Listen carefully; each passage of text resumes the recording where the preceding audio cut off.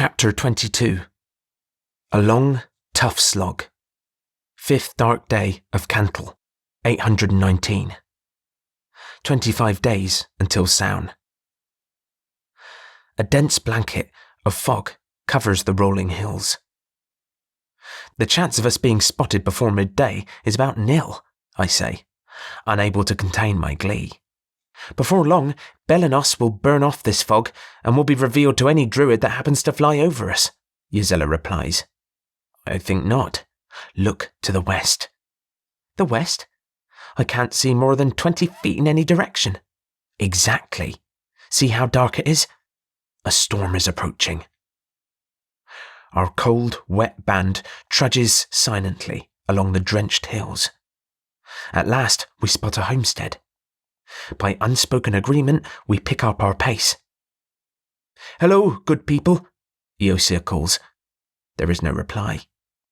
The door is still open, Arthmael says. Oh no, Ysella says. Sifra shouts out as he falls down. Catel rushes to his side. There's a dead woman over here, she says, alarmed.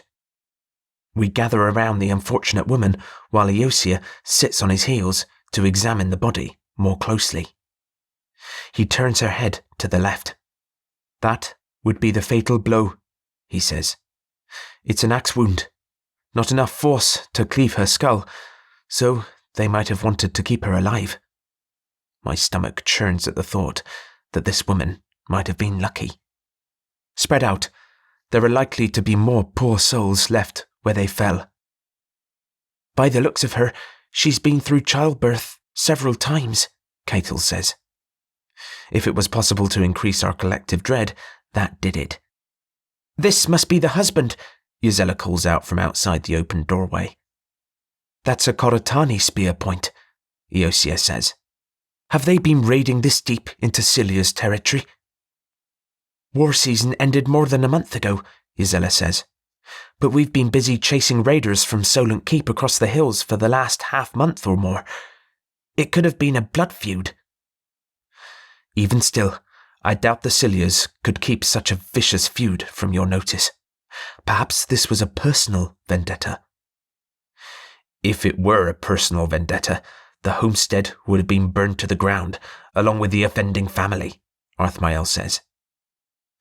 It's hard to start a fire in a downpour like we've had, I say. Maybe the children were able to hide inside. Nobody bothers to say how unlikely that is. I brace myself before going through the open door. The children all lay around the fire, the infant still clutched in the oldest daughter's arms. The middle child, a boy, lies face down in his own sticky black blood. There's not much light left. We should bury them while we can, Ysella says. As darkness falls, we've finished digging a shallow grave. The water puddles up around the resting bodies. Blessed Epona, please escort these poor souls through the beyond and grant a better life for them on the next turn of the wheel, I pray. Aye, the others answer. What I don't understand, Arthmael says, is who would have done this. Maybe it was marauding brigands, Sifra says. Unlikely. The clans would halt all but the most bitter blood feuds to take care of outlaws, Ysella says. Yeah, it's fine for their own to kill each other, but outsiders? They're more likely to find an axe in the head than they are to be interrogated, Arthmael says. The food stores are untouched, Catel says. Under firelight, Eosia and I kick dirt over the boy's spilled blood. Arthmael throws a few more branches on the fire. We don't have enough wood to last the night, so I'll cook enough for us for tonight and tomorrow morning. As the cold wind batters the house, Catel and Sifra withdraw to the darkest wall. I stake out my own place, sitting a good way apart from them. To my surprise, Ysella follows me wordlessly and lays her head on my chest. Drawing what support we can from each other, we drift off into a dreamless sleep. At first light, we restart our stroll, as Gisela calls it. Until such time that we are discovered, she adds. It's a bright, crisp day, and the blue sky stretches on as far as the eye can see. All I can think about is how exposed we are. The only trees line the rivers and streams. At least the plains had changed into their fall colours. 6 white robes would be even more obvious on a blanket of green grasses. I hope you make it back to your mentor and complete your quest, Gisela says in a low voice. You do? Yes. Then you're willing to help me evade capture? She gives a rueful laugh. Don't misunderstand me. If I am commanded to bring you back, I will, even if it means going through Eosia. But I hope it doesn't come to that. A smile flits across my face. Perhaps we can get back to how we were, after all. I take a deep breath. The grass seems more vibrant and the air purer. I take in the beauty of the plains until my eyes fall upon Arthmael's gloomy face. I will be glad when this quest is over. Then our lives can return to normal, I say. Gisela chuckles. I've known enough men to know that your idea of normal is the Lugnasa festival. Let me assure you, that was not normal either. She playfully runs her shoulder into my side. Pressed in close to me, she says, Arthmael is watching us. It's probably best for the group to not antagonize him. I quicken my pace and catch up with Eosia before she can start to lecture me about getting along with Arthmael. Any idea how far we've come? He looks sideways at me. Are you hoping for several more nights with Gisela? What? I say, startled. It's fine by me. And it's obvious that you two have a connection.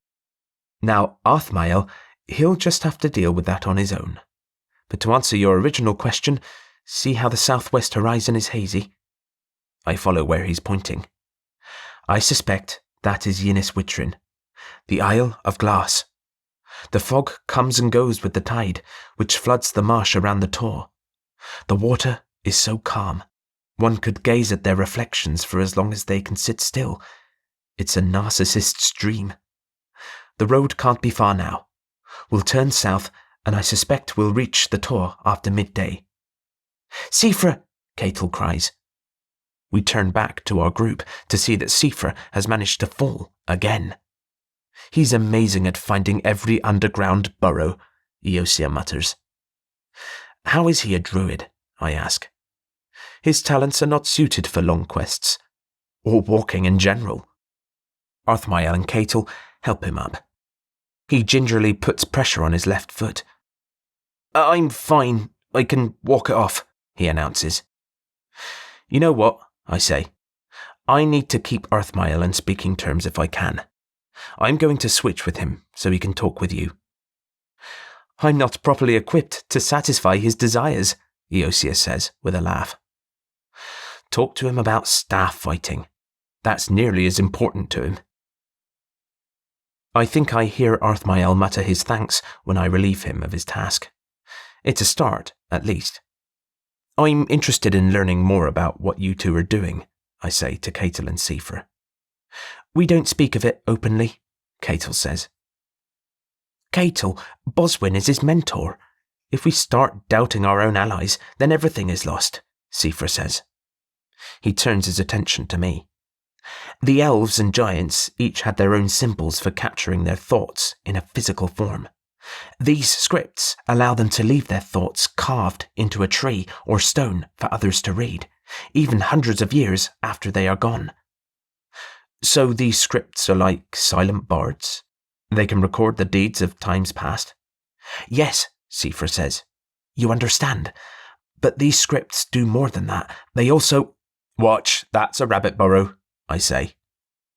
Sifra walks in a ridiculously wide circle around it. Thanks. The last thing I need is to injure both ankles. I'll watch for you. Tell me more about these scripts. The Elven script is readily accessible. It seems that each letter corresponds to a specific type of tree, and they went wild carving it into bark through the western forest. Most of those trees are dead now, naturally, but we know the name of each letter. Of course, that's about all we know. There are a few instances where the same several letters are in a row, but no one knows what they mean. What good are these marks then, I ask, and why are there none to be found at Land's End? That's because you live in the area of the Pixies.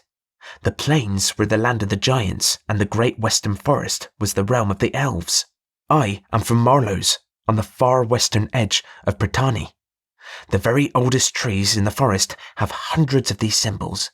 Now, the giants, on the other hand, they only left their runes carved in stone, and mostly in tombs.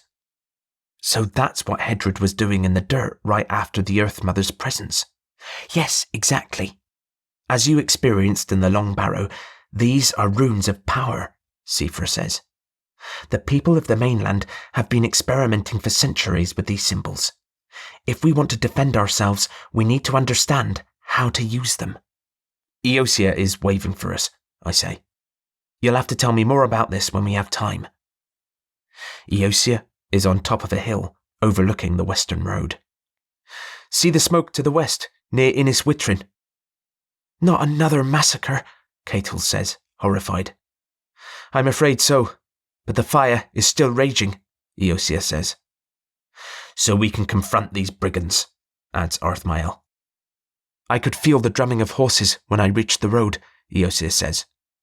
Whoever it is, they have a healthy number in their band, and they will reveal themselves shortly. Eosia waves us to lie down in the tall grass. We can block the road, Arthmael says. Better to take stock of our enemy before we become surrounded by them, I reply.